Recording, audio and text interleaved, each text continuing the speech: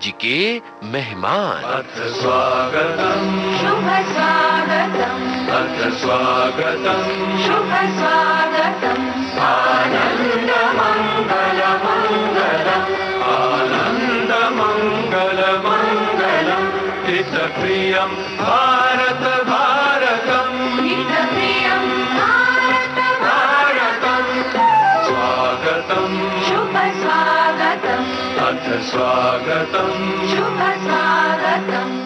आज के मेहमान इस कार्यक्रम में आज एक्शन डायरेक्टर श्याम कौशल से नीरजा माथुर की बातचीत का दूसरा और अंतिम भाग सुनवा रहे हैं। आज के मेहमान कार्यक्रम के सभी श्रोताओं को नीरजा माथुर का प्यार भरा नमस्कार। आप हैं श्री श्याम कौशल जी। नमस्कार जी। कौशल जी, आपके छोटे बेटे सनी ने कौन सी फिल्म से अपने करियर की शुरुआत की? सन्नी ने भी ऐसा ही जैसा विक्की की तरह काफ़ी पहले 4 साल तक काफ़ी मेहनत किया, एक्टिंग सीखी, फिर असिस्टेंट ही की, फिर ऑडिशंस दिए, थिएटर किया, फिर उसके बाद में उसको जाके एक फिल्म थी sunshine music tours and travels, तो उसको सडनली फिल्म की ऑफर आई, तो उसने मेरे को फ़ोन किया कि पापा अभी ये फिल्म की ऑफर आई, तो मेरे को बोलते अभी डिसाइड करके बताओ कि तू कर रहा है कि नहीं कर रहा है, तो मैं क्या करूँ। तो मैंने बोला कुछ नहीं, तू मतलब अभिनेता के रूप में? अभिनेता के रूप में। जी। तो मैंने बोला कुछ नहीं, ऊपर वाले का नाम ले, दिल पे हाथ रख के तू सोच ले, तेरा जो मन करता है बोल दे, मैं तेरे साथ खड़ा हूँ। जी। तो उसने बोल दिया हाँ मैं करूँगा। तो वो पहली फिल्म थी उसकी। जी। फिर उसके बाद में उसको जिससे उसकी पहचान बनी गोल्ड फिल्म मिली। हाँ, उसके लिए भी ऑडिशन के लिए जो मेन प्लेयर है सरदार हिम्मत सिंह, उसका रोल के लिए उसको ऑडिशन के लिए बुलाया। तो वो भी उसकी अपनी एक कमिटमेंट है, जहाँ कि कैसा उसने सीरियसली उस चीज को लिया। एक अपने दोस्त के पास सरदार था, उनके घर पे गया, वहां से एक पगड़ी ली, पगड़ी लेके फिर वो 4 बंगला गुरुद्वारे में गया, वहां से अच्छा। उसने पगड़ी बंधवाई, पगड़ी बंधवा के सरदार बन, हाँ सरदार बन के फिर ऑडिशंस देने के लिए गया। अरे वाह। तो उनको अच्छा लगा उसका ऑडिशन, मतलब पूरी तरह में आ हाँ। गया। तो उसकी सिलेक्शन हो गई। तो फिर उसके बाद में गोल्ड के लिए हॉकी 6 महीने तक सीखी। तो गोल्ड अच्छा। रिलीज हुई तो उसके काम की काफी प्रशंसा जी हाँ, हुई। जी हाँ। इसको काफी काम मिल रहा है, अभी भी शूटिंग कर रहा है, तो ऊपर वाला बहुत मेहरबान है। तो गोल्ड फिल्म का एक गीत हो जाए Please, श्रोताओं हाँ। के लिए। जब चले जियाले झूम झूम तब जग में होगी धूम धूम, देखेगी दुनिया घूम घूम, हम सबको हरा के घर लाएंगे गोल, गोल, गोल, घर लाएंगे गोल, चले राही लेके जोश जोश है लक्ष्य का इनको होश होश, कभी इनको न देना दोष दोष, हम सबको हरा के घर लाएंगे गोल, है जो नया ये सफर इनका, देखो कहाँ तक ले जाए, किसको है पता इनको ये रास्ता, मंजिल दिखाए ना दिखाए, हम घर लाएंगे गोल्ड गोल्ड, हम घर लाएंगे गोल्ड गोल्ड, हम घर लाएंगे गोल्ड गोल्ड, हम सबको हरा के घर लाएंगे गोल्ड गोल्ड, हम घर लाएंगे गोल्ड गोल्ड, हम घर लाएंगे गोल्ड गोल्ड, हम सबको हरा के घर लाएंगे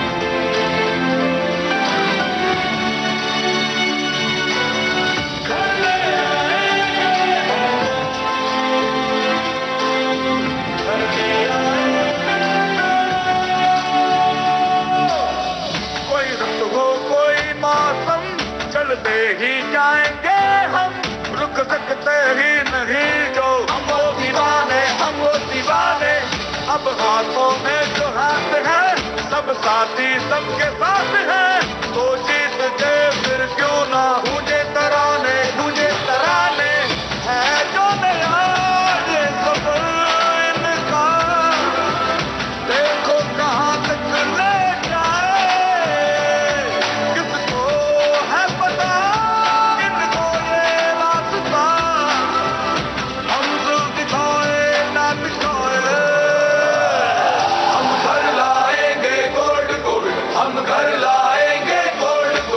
हम घर लाएंगे गोल्ड को, हम सबको हरा के घर लाएंगे गोल्ड को, हम घर लाएंगे गोल्ड को, हम घर लाएंगे गोल्ड को, हम सबको हरा के घर लाएंगे गोल्ड को, हम घर लाएंगे गोल्ड को, हम घर लाएंगे गोल्ड को, हम सबको हरा के घर लाएंगे गोल्ड को, हम घर लाएंगे गोल्ड को, हम घर लाएंगे गोल्ड को, हम सबको हरा के घर लाएंगे गोल्ड। कौशल जी, क्योंकि अभी आपके दोनों बेटों विक्की कौशल और सनी कौशल के बारे में जिक्र चल रहा है, तो हाल ही में संजू फिल्म के लिए विक्की को फिल्म फेयर अवार्ड से नवाजा गया है। आपको कितना गर्व महसूस हुआ होगा ये हम समझ सकते हैं। तो इस फिल्म के बारे में कोई संस्मरण, कोई वाकया? हाँ जी, ऐसी फिल्म का हिस्सा बनना, विक्की को मौका मिलना, संजू जैसी फिल्म का डायरेक्टर राजकुमार हरानी जी के नीचे काम करना, बहुत ही मतलब लक्की है विक्की। उसको ऐसी फिल्म का हिस्सा बनने का मौका दिया। इतना बड़ा रोल नहीं तो कोई भी किसी भी बड़े एक्टर को ले सकते थे, तो आई थिंक लक्की है। और उसको, उन डायरेक्टरों का मैं शुक्रगुजार हूं कि जो विक्की पे इतना ट्रस्ट कर रहे हैं, उनको ऐसे ऐसे प्रोजेक्ट्स दे रहे हैं। क्योंकि राजी में विक्की को देखो मौका मिलना, मन मर्जियां में, तो अपने आप में उन डायरेक्टरों का विश्वास बताता है। और ये सभी फिल्में जिनके आपने नाम लिए हैं, अपने आप में मतलब अलग अलग किरदार जो हैं, जिन्हें वाकई विक्की जी ने बहुत ही खूबसूरती से निभाया है। हाँ जी, वही शुक्रगुजार है उन लोगों का जो विश्वास कर रहे हैं विक्की पे।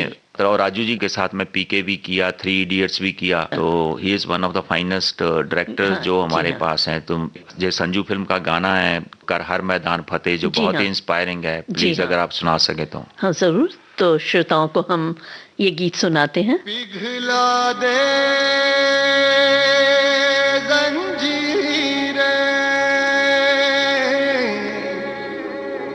बना उनकी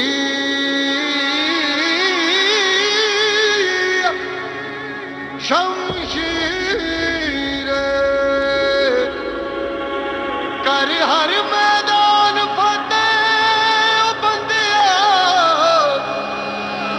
कर हर मैदान फतेह।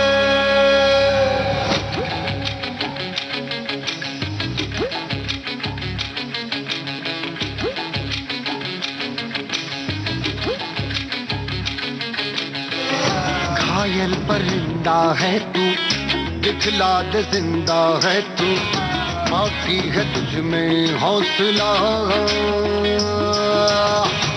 तेरी जुनू के आगे अंबर पनाहे मांगे, कर डाल तू जो फैसला। टूटी तकदीर तो क्या, टूटी शमशीर तो क्या, टूटी शमशीरों से ही हो। कर हर मैदान फतेह, कर हर मैदान फतेह, कर हर मैदान फतेह बंदिया, हर मैदान फतेह, कर हर मैदान फतेह, कर हर मैदान फतेह, कर हर मैदान फतेह बंदिया, हर मैदान फतेह।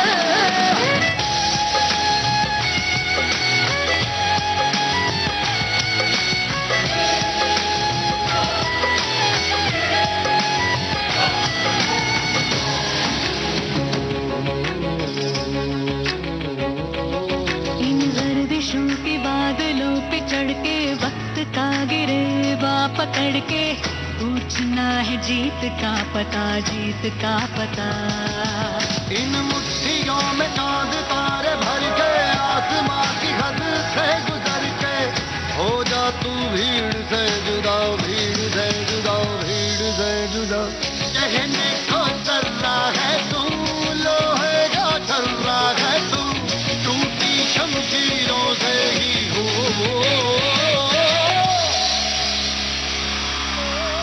कर हर मैदान फतेह, कर हर मैदान फतेह, कर हर मैदान फतेह रे बंदिया, हर मैदान फतेह। कर हर मैदान फतेह, कर हर मैदान फतेह, कर हर मैदान फतेह बंदिया, हर मैदान फतेह, कर हर मैदान फतेह, कर हर मैदान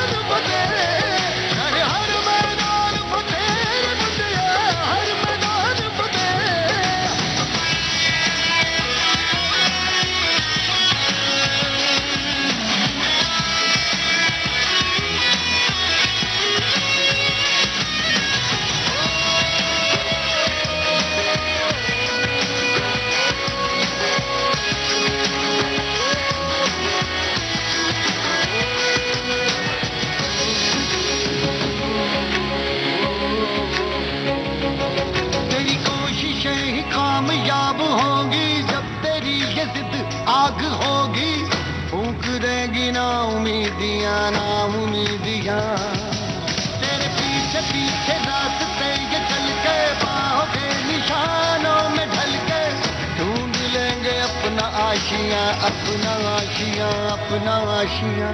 लम्हों से आंख मिला के रख दे जी जान लड़ा के, टूटी शमशीरों से ही हो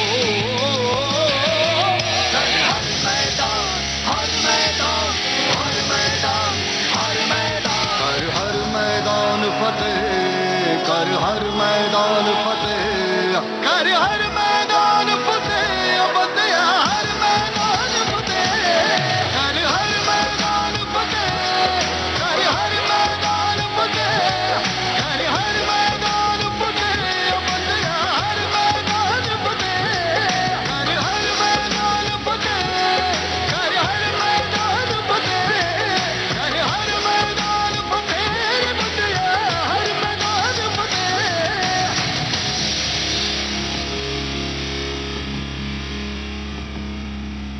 कर हर मैदान फतेह रे बंदिया, हर मैदान फतेह। कौशल जी, आपके कार्य क्षेत्र की विधा इतनी जोखिम भरी है, तो क्या कभी शूटिंग के समय आपके साथ कोई हादसा हुआ है? शूटिंग के टाइम पे तो नहीं, लेकिन 2003 में एक किस्सा हुआ था मेरे साथ। ओवर द पीरियड काम करते करते कभी मेरे स्टमक में कुछ मार लग गई होगी, ऐसे वक्त के साथ साथ सीरियस होती गई, तो हम लोग भी इतना ज़्यादा ध्यान नहीं करते कि इतना कुछ हुआ है। तो मैं लक्ष्य की शूटिंग कर रहा था लद्दाख में, तो उस दौरान बीच में 2 बार मेरे को हॉस्पिटल में जाना पड़ा, तो स्टमक में बहुत ज़्यादा कॉम्प्लिकेशन ऐसा लगे मेरे को। फिर मैं बॉम्बे जब भी वापस आया शूटिंग खत्म करके, तो मैं जहाँ पे श्याम बेनेगल जी की फिल्म थी नेताजी सुभाष चंद्र बोस, उनकी शूटिंग कर रहा था। तो नेक्स्ट डे दिवाली थी, ऑफ था, तो दिवाली वाले दिन मेरा स्टमक बहुत ही ज़्यादा तकलीफ देने लगा। तो मैं जाके एडमिट हुआ, तो उन्होंने बोला कि नहीं, पेट में कुछ कॉम्प्लिकेशंस हैं, पेट को खोलना पड़ेगा। तो मैं खोल दो, क्या कर सकते हैं। तो नेक्स्ट डे उन्होंने पेट खोला, मैं तो एंथीसिया में था, तो मेरे को तो मालूम नहीं क्या हुआ, लेकिन अंदर बहुत ज़्यादा कॉम्प्लिकेशंस थी। मतलब कभी चोट लग गई थी? चोट के साथ जो अंदर इन्फेक्शन हो गया था ना नस में, बहुत ही सीरियस था। और एक वो टाइम था जब भी ऐसा डॉक्टरों के हिसाब से मेरे सर्वाइवल के बहुत कम चांसेस थे, क्योंकि इन्फेक्शन बढ़ गया था। मैं कुछ 40 दिन हॉस्पिटल में था, 40 दिन में 3 मेरी मेजर सर्जरी हुई थी। और एक और आपको बता देता हूँ कि वो जो जहाँ पे इन्फेक्शन हुआ था, वो पीस को डॉक्टरों को लगा कहीं कैंसर तो नहीं हो गया है, तो ये फिर वो पीस को काट के भेजा, तो कैंसर था, लेकिन लकीली वो फैला नहीं था। तो उसी जगह तो उन्होंने उतना पोर्शन काट के नस का वापस ज्वाइंट किया। फिर 2-3 साल मेरा वो करते रहे ब्लड चेक, कुछ नहीं, मतलब तो मतलब इस दौरान आपका मतलब काम वगैरह काम चलता रहा सब। जब भी मैं 40 दिन के बाद हॉस्पिटल से 3 सर्जरी के बाद में बाहर निकला था, एक तो सबसे पहले मैं एक किस्सा बताता हूँ। चौथे दिन मेरे को हॉस्पिटल में मालूम पड़ा कि मेरे साथ ये हुआ कि मेरे बचने के शायद कम चांसेस हैं और हालत काफ़ी सीरियस है। तो कहीं ना कहीं मेरे को बताया तो नहीं गया, लेकिन ऐसा फील कर सकता था कुछ है सीरियस या कैंसर टाइप। तो मैंने शाम को ये सोचा कि मेरा 3rd फ्लोर पे रूम था कि मैं आज सुसाइड कर लूंगा। अरे ऐसा कमजोर रह के जी नहीं सकता, क्योंकि पेट कटा हुआ है। तो फिर रात को जब भी मैंने इधर से विंडो से जंप करके कूद जाऊंगा, तो मैं उठने गया तो मैं उठ ही नहीं पा रहा था, क्योंकि साहब पेट तो कटा हुआ है, तो कैसे उठूं। हाँ जी। फिर पता नहीं, मैं सुबह 5 बजे के करीब ना ऐसे ही, भगवान से मेरा बहुत विश्वास है, तो मैंने ऐसे ही बात किया।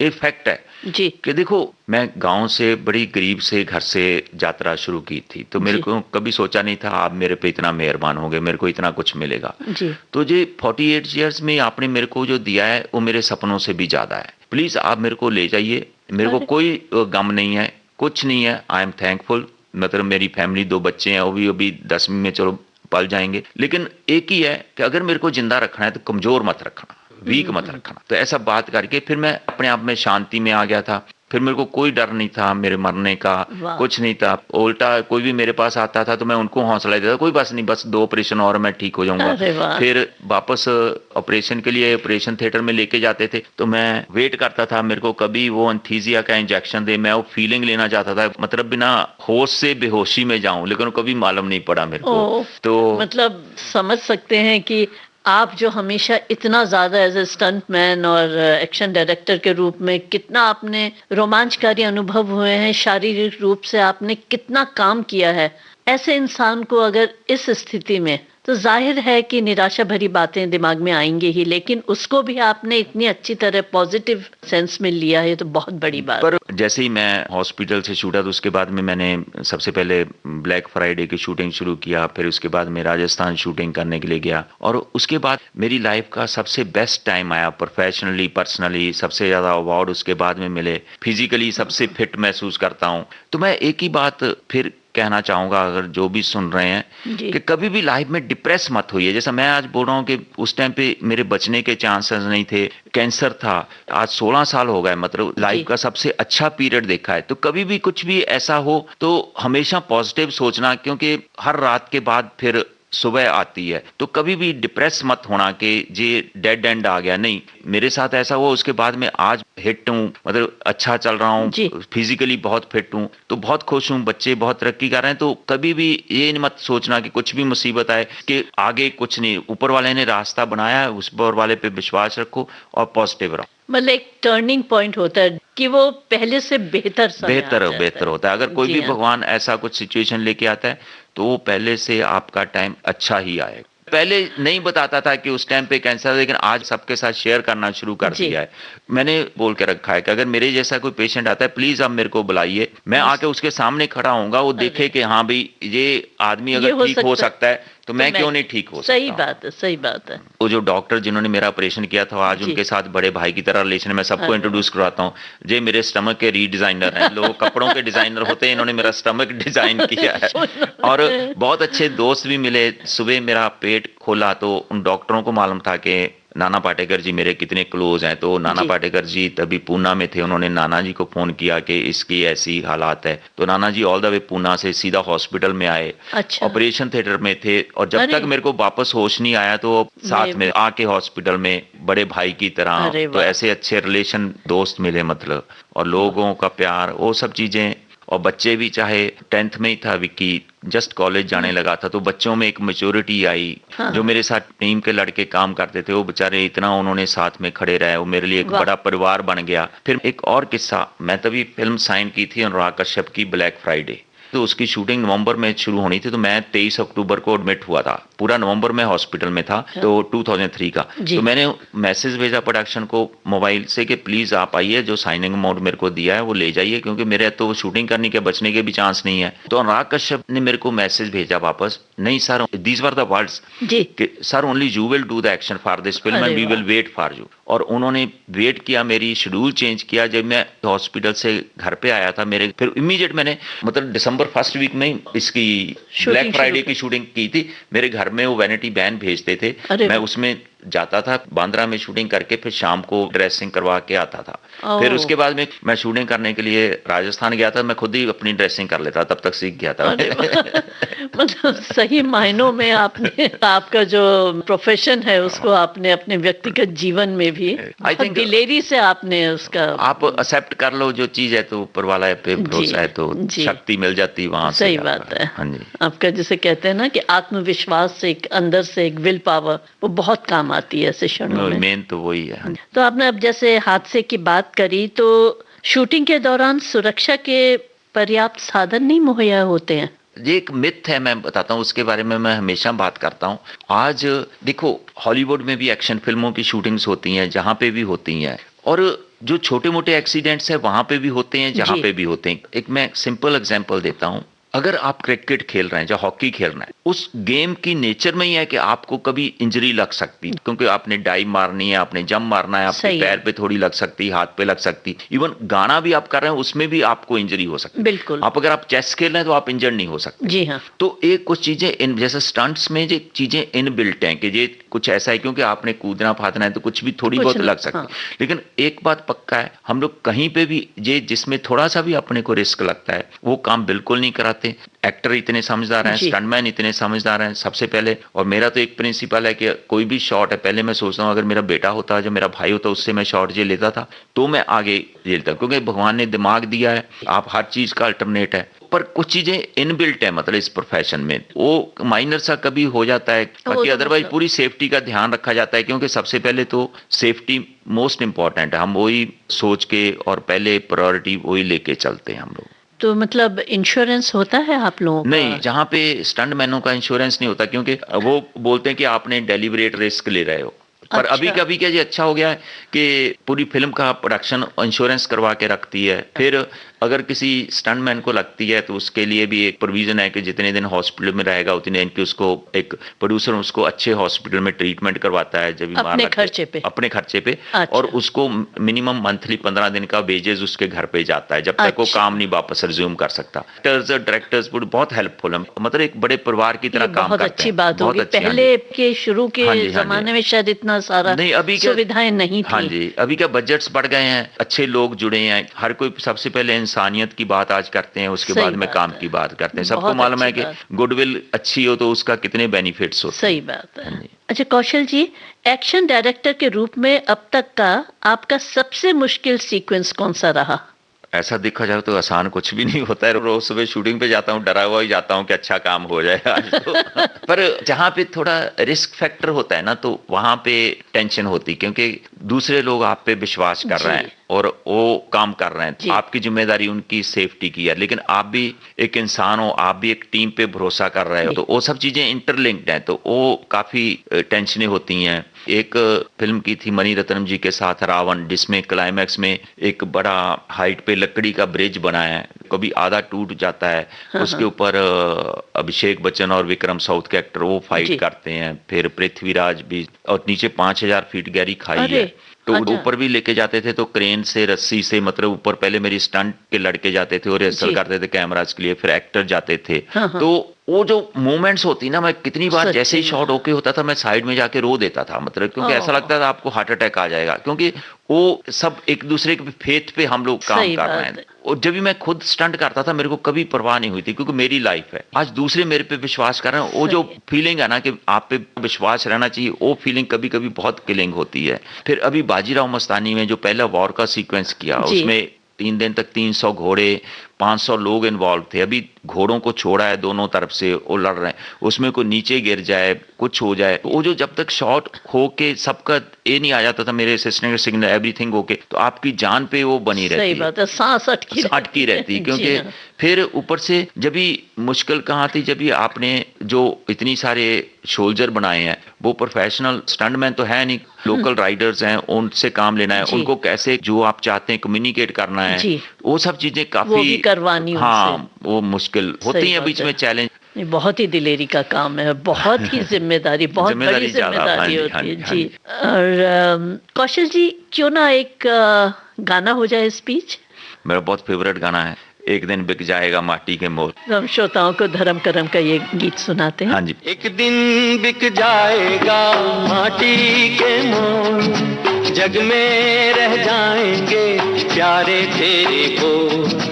एक दिन बिक जाएगा माटी के मोल, जग में रह जाएंगे प्यारे तेरे बोल।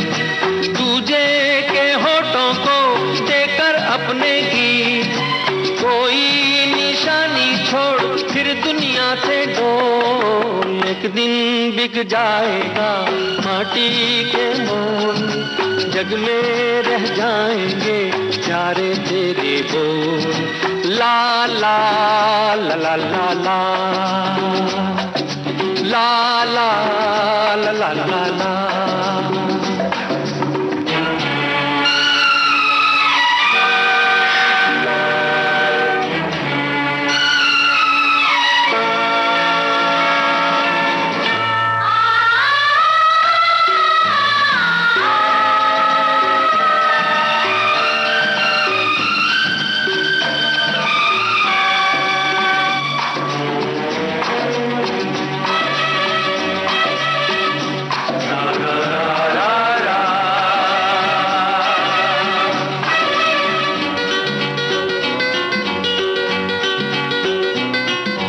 अनहोनी पथ में कांटे लाख बिछाए, होनी तो फिर भी बिछड़ा यार मिलाए।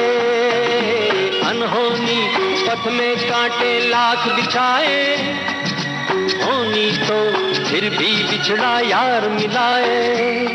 ये बिरहा ये दूरी दो पल की मजबूरी, फिर कोई दिल वाला काहे को घबराए, करम पम धारा जो बहती है मिलके रहती है, बहती धारा बन जा फिर दुनिया से डोल, एक दिन बिक जाएगा माटी के मोल, जग में रह जाएंगे प्यारे तेरे को, ला ला ला ला ला ला ला ला ला ला ला।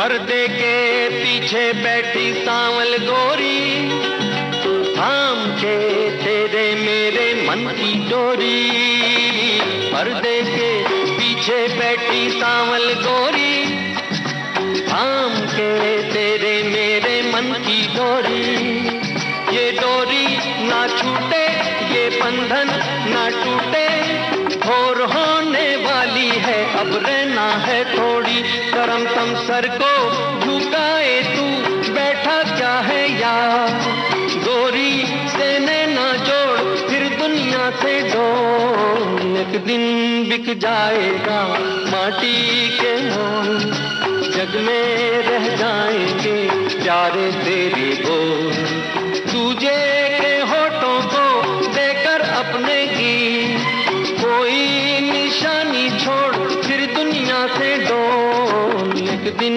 बिक जाएगा माटी के मोल, जग में रह जाएंगे प्यारे तेरे को, ला ला ला ला ला ला ला ला।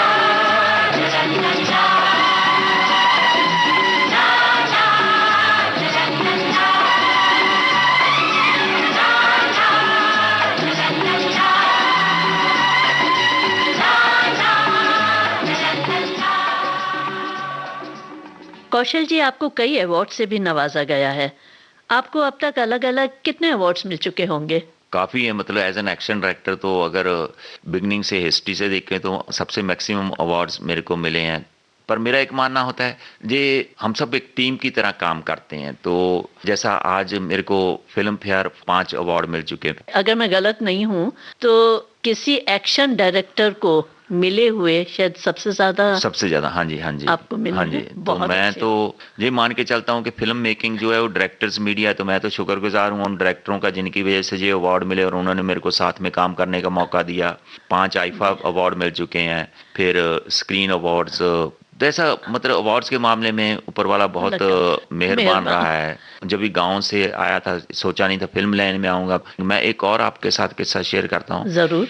जब मैं कॉलेज में पढ़ता था, दैट वाज इन 70s, तो हमारे घर में शहर से एक रिश्तेदार आने थे पढ़े लिखे, तो मेरे पिताजी ने बोला कोई इनके लिए इंग्लिश का कुछ ले आना ताकि बोर हो जाएंगे गांव में, तो कुछ पढ़ने। तो तभी मेरे को अभी तक याद है मतलब पढ़ने के लिए कुछ ले आना, तो तभी मैंने कुछ फिल्मों का मालूम नहीं था, लेकिन मैंने 1.5 रुपए का फिल्म फेयर खरीद के एक मैगजीन ले आया था मैं। तो ये कभी जिंदगी में नहीं सोचा था तो एक दिन यही फिल्म फेयर अवार्ड मेरे को मिलेंगे।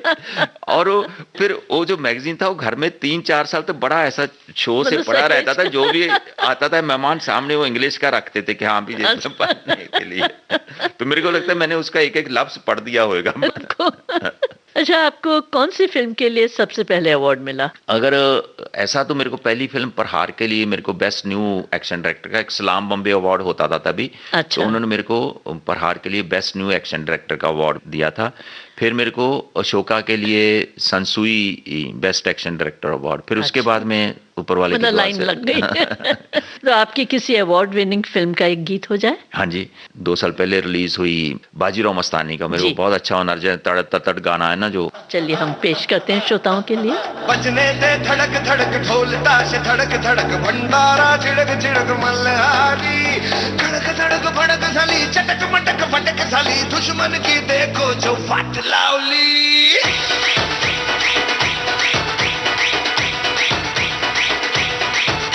अरे बजने दे धड़क धड़क ढोल ताश धड़क धड़क भंडारा छिड़क छिड़क मल्हारी, धड़क धड़क भड़क साली चटक मटक फटक साली, दुश्मन की देखो जो बात लावली। बजने दे धड़क धड़क ढोल ताश धड़क धड़क भंडारा छिड़क छिड़क मल्हारी, धड़क धड़क भड़क साली चटक मटक फटक साली, दुश्मन की देखो जो बात लावली।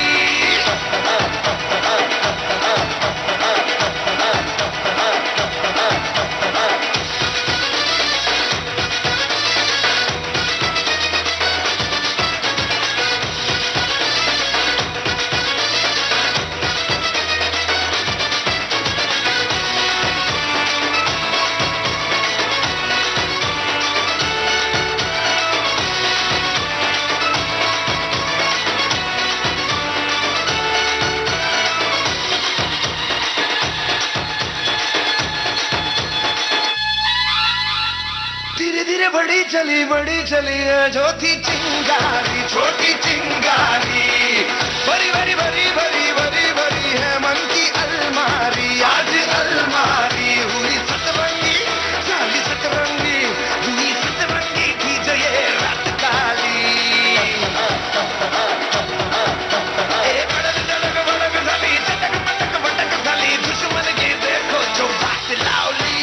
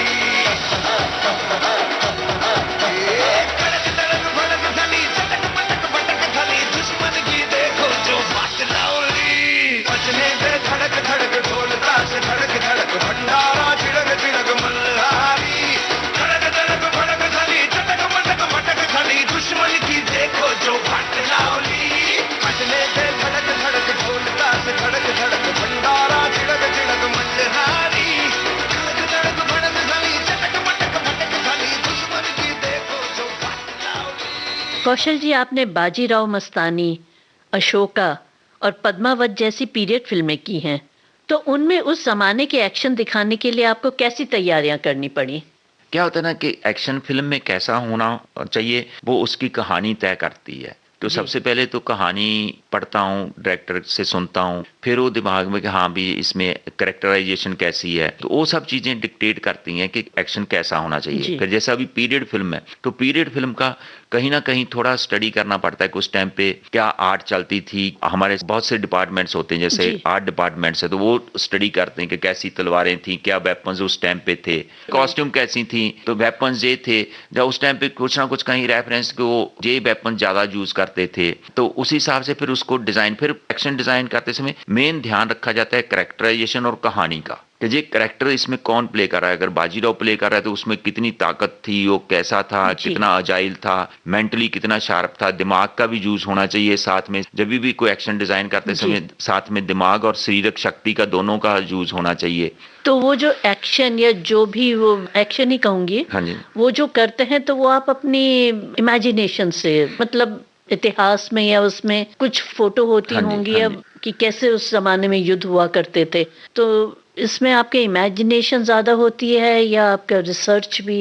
इमेजिनेशन काफ़ी होती है, क्योंकि जैसे पहले राइटर ने कहानी लिखी होती है, उसने काफ़ी उस पीरियड को रिसर्च करके लिखी होती है। फिर मेरा क्या होता है, जब मेरे तक वो पहुंचती है कहानी, मैं पहले तो डायरेक्टर उस चीज़ को किस नज़र से देख रहा है वो मेरे लिए बहुत ज़रूरी होता है, उस चीज़ को पकड़ पाना। फिर मैं उसमें as an professional, as an action director, मैं क्या अपना उसमें डाल सकता हूँ।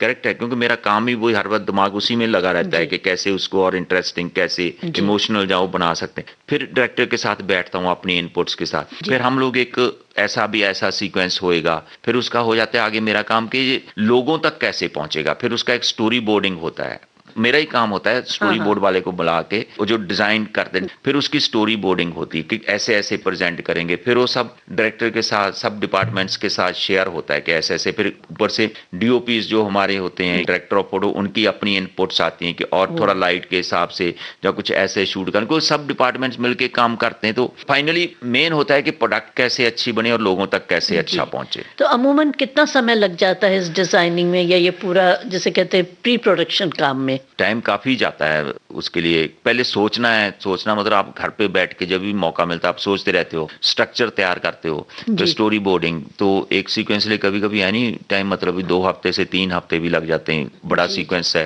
अभी जैसा मैं मणि रत्नम जी की फिल्म कर रहा हूँ, एक उनकी बहुत बड़ी पीरियड फिल्म शुरू हो रही, तो अभी से चालू है स्टोरी बोर्डिंग का काम, क्योंकि प्री प्रोडक्शन, तो टाइम तो काफी लग जाता है। हाँ जी। पीरियड फिल्म्स के विपरीत गैंग्स ऑफ वासेपुर, दंगल, गुंडे, बजरंगी भाईजान जैसी फिल्में हैं, तो आप अपनी फिल्मों के एक्शन कैसे डिजाइन करते हैं? कहानी मेरे को डिक्टेट करती कि एक्शन कैसा होना चाहिए। जैसा गैंग्स ऑफ वासेपुर, कहानी रियल थी, रियल लोकेशन पे हो रही थी, तो उसके एक्शन एकदम रियल होने चाहिए। अच्छा, कोई ओवर द टॉप नहीं, कोई ऊपर से ऐसा ज्यादा खोद नहीं रहा, तो एकदम रियलिस्टिक होने चाहिए, तो वो कहानी ने डिक्टेट किया।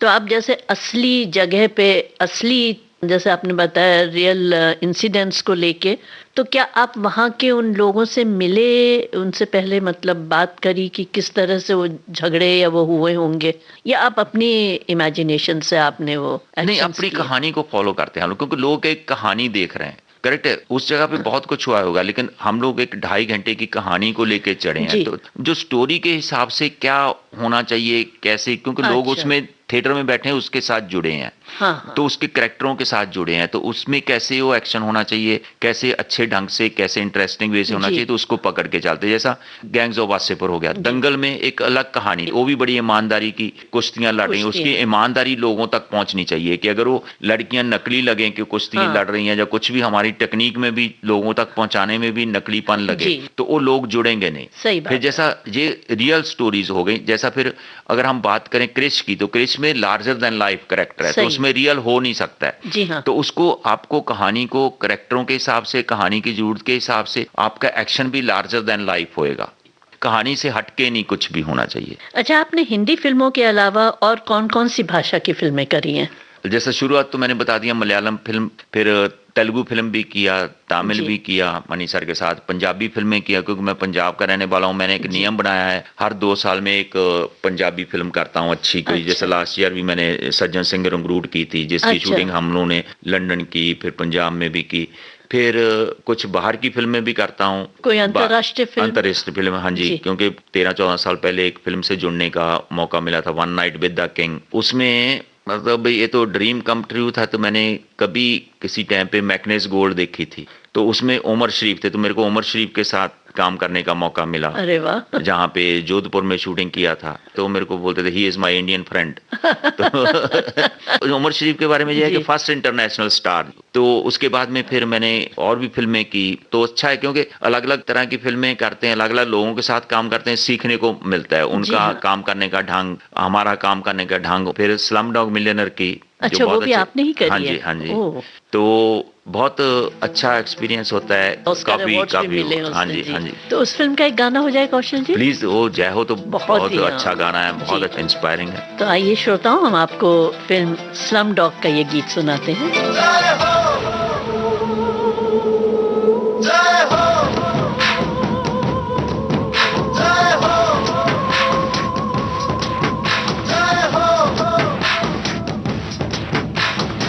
आजा आजा जिंद शामी आने के तले, आजा जरी वाले नीले आसमाने के तले। जय हो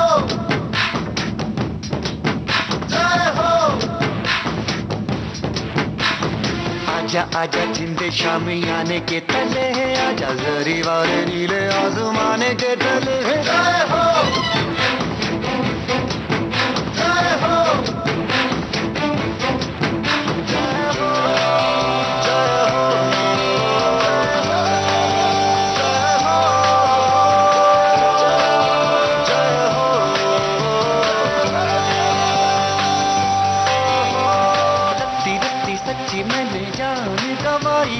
नच नच कोयलों पे रात बिताई है, अखियों की नींद मैंने फूकों से उड़ा दी, गिन गिन तारे मैंने उंगली जलाई है। आजा आजा जिंदे शामी आने के तले, आजा सारी तारे नीले आसमान के तले। जय हो शुक्रिया, जय हो कामदे, जय हो कामदे, जय हो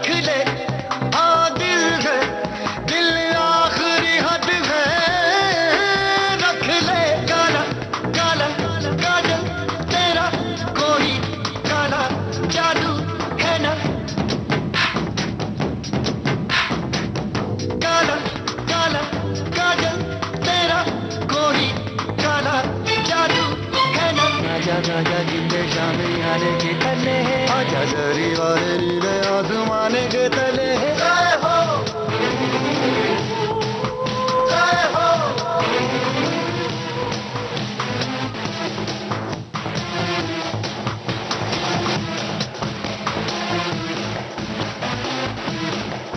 जय हो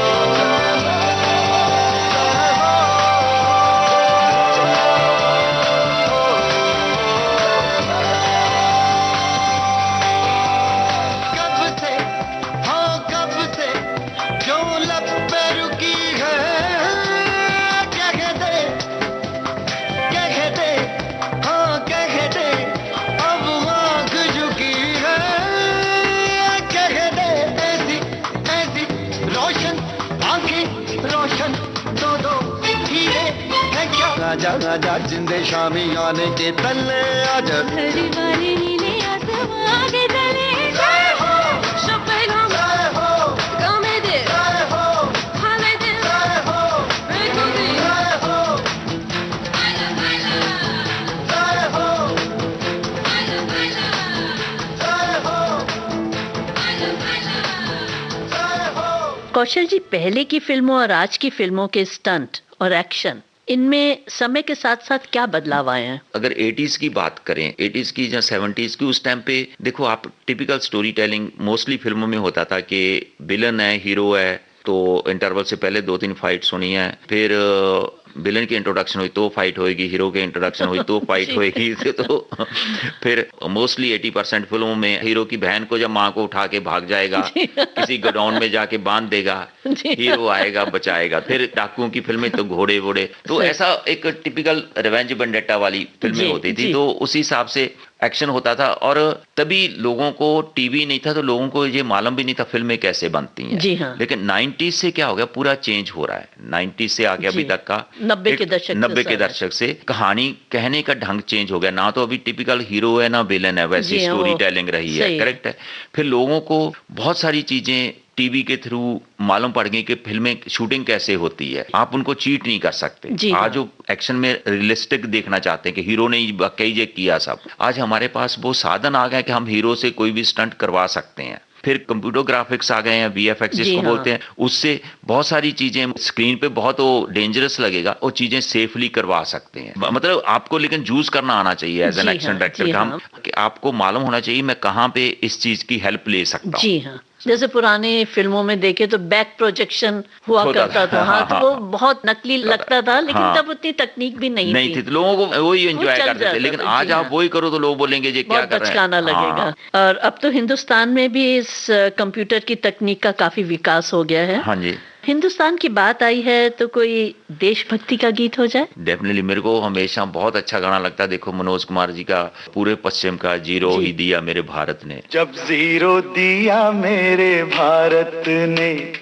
भारत ने मेरे भारत ने, दुनिया को तब गिनती आई, तारों की भाषा भारत ने दुनिया को पहले सिखलाई, देता न दशमलव भारत तो यूं चांद पे जाना मुश्किल था, धरती और चांद की दूरी का अंदाजा लगाना मुश्किल था, सभ्यता जहां पहले आई, सभ्यता जहां पहले आई, पहले जन्मी है जहां पे कला, अपना भारत वो भारत है जिसके पीछे संसार चला, संसार चला और आगे बढ़ा, यूं आगे बढ़ा बढ़ता ही गया,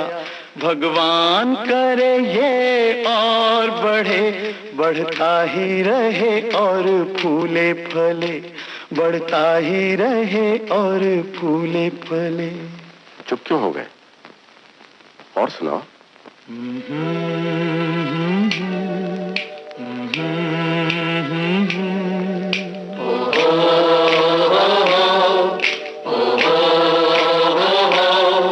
है प्रीत जहां की रीत सदा,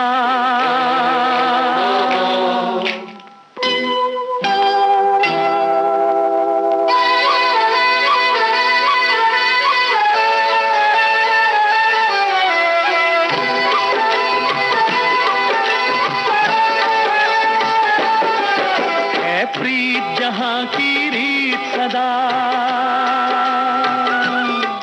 है, प्रीत जहां की रीत सदा, मैं गीत वहां के गाता हूँ, भारत का रहने वाला हूँ, भारत की बात सुनाता हूँ, है प्रीत जहां की रीत सदा।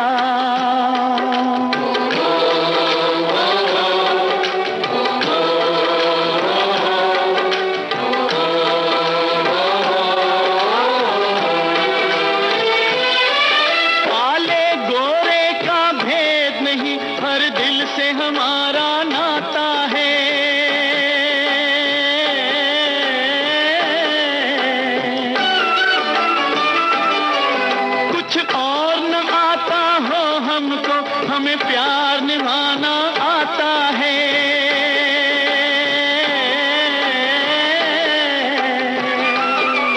जिसे मान चुकी सारी दुनिया हो, जिसे मान चुकी सारी दुनिया, मैं बात वही दोहराता हूँ, भारत का रहने वाला हूँ, भारत की बात सुनाता हूँ, है प्रीत जहाँ की रीत सदा।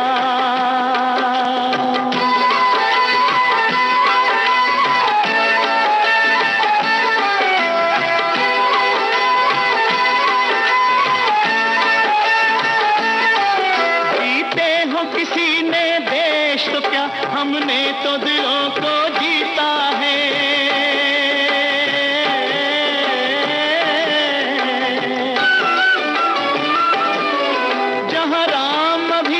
है नर में नारी में अभी तक सीता है,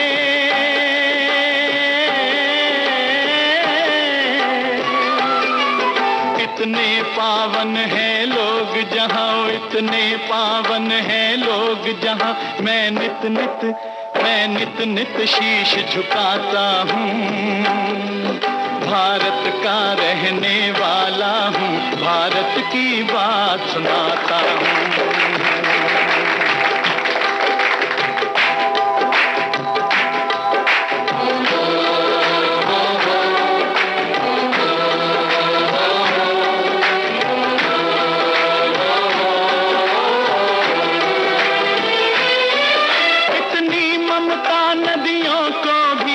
माता कह के बुलाते हैं,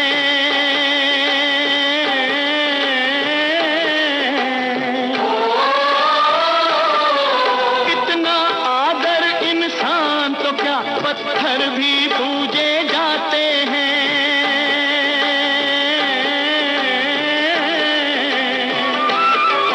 उस धरती पे मैंने जन्म लिया, उस धरती पे मैंने जन्म लिया, ये सोच के मैं इतराता हूँ। भारत का रहने वाला हूँ, भारत की बात सुनाता हूँ। है प्रीत जहाँ की रीत सदा,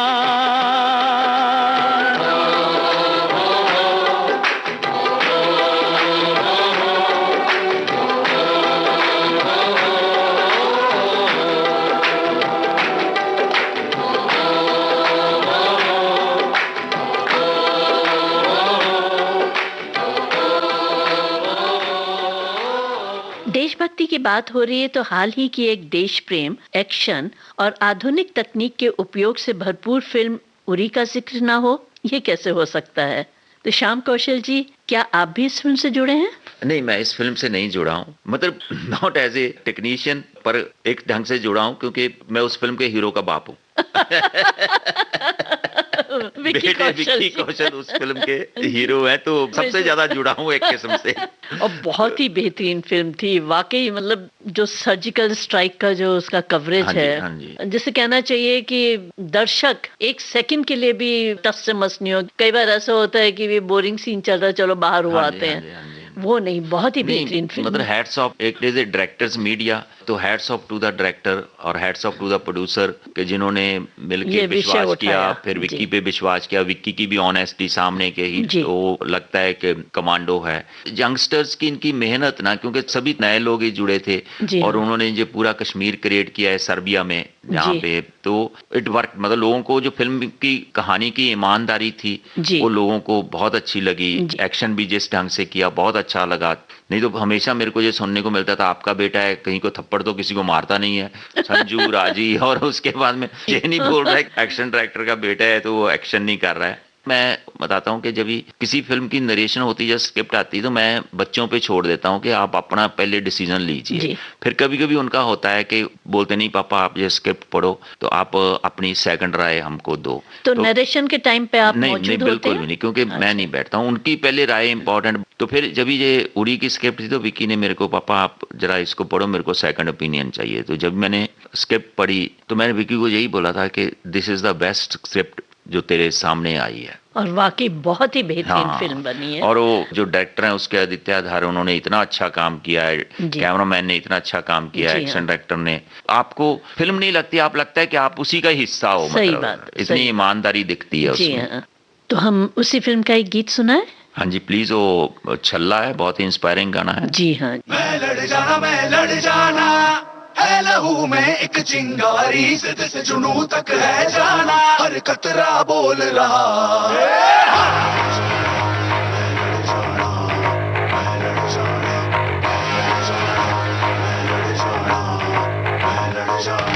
मैं लड़ जाना है लहू में एक चिंगारी, जिद से जुनू तक है जाना, हर कतरा बोल रहा।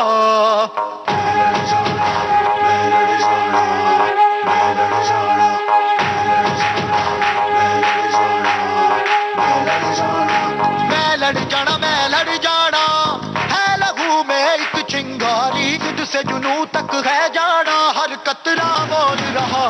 अल्लाह दिल से बन के कफन जब तुरिया, तन के मौत नू बाचा, मारे थर थर कंबदे सारे।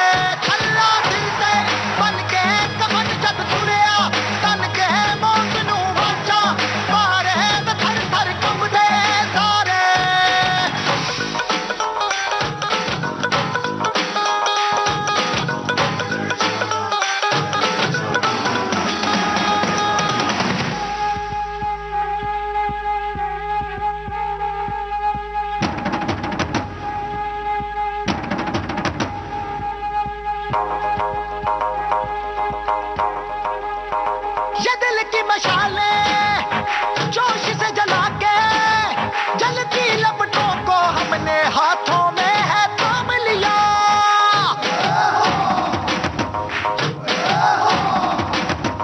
है वो कर जाना के सारा जमाना फिर देगा मिसाला यारों सबको अपने नाम दिया। ओ मैं लड़ जाना है लहू में एक चिंगारी जिद से जुनू तक है जाना हर कतरा बोल रहा। अल्लाह दिल से बन के कफन जब तुरया तन के मौत नू बाचा मारे थर थर कंबदे सारे ओ छल्ला दिल से बन के कफन जब तुरया तन के मौत नू बाचा मारे थर थर कंबदे सारे। मैं लड़ जाना।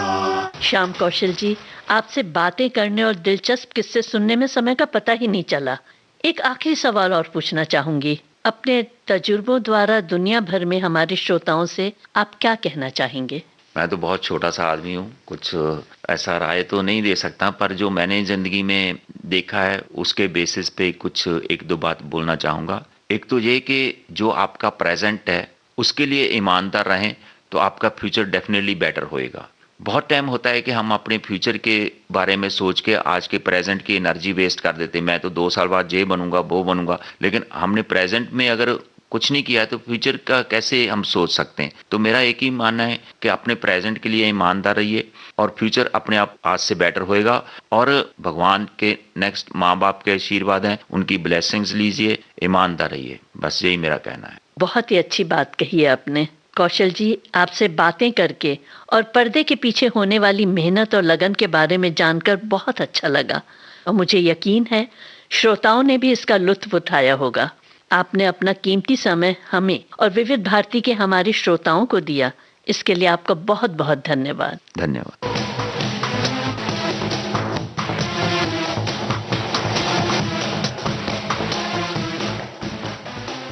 ये था एक्शन डायरेक्टर श्याम कौशल से नीरजा माथुर की बातचीत का दूसरा और अंतिम भाग। तकनीकी सहायक गणेश शिंदे, प्रस्तुतकर्ता हर्षवर्धन गवई। आज के मेहमान।